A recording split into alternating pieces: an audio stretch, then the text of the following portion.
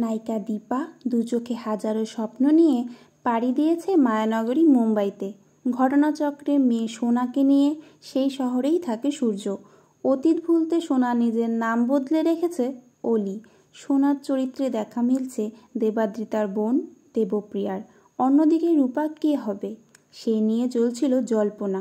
শুরুতে জানা গিয়েছিল দিতিপ্রিয়া রায় এই সিরিয়ালের হাত ধরেই কামব্যাক করছেন।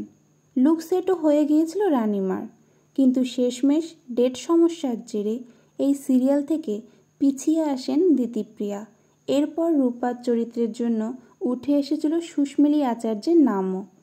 কিন্তু সূত্রের খবর সুস্মিলি নন, রূপার চরিত্রে দেখা যাবে নবাগত সাইনাকে। সাইনা অর্থাৎ প্রয়াত অভিনেতা অভিষেক চট্টোপাধ্যায়ের কন্যাকে দেখা যাবে রূপার চরিত্রে। কোনো জল্পনা নয়, এই খবর একেবারে পাক্কা। এই সপ্তাহ শেষেই রূপার চরিত্রের শুটিং শুরু করবেন সাইনা। তার লুক সেট আগেই হয়েছে। সাইনার বয়স সবে 14। আগামী বছর ক্লাস 10-এর বোর্ড এক্সাম দেবেন। অভিনয় জগতে পা রাখতে চান মেয়ে, সে কথা আগেই জানিয়েছিলেন অভিষেক ঘরণী সংযুক্তা।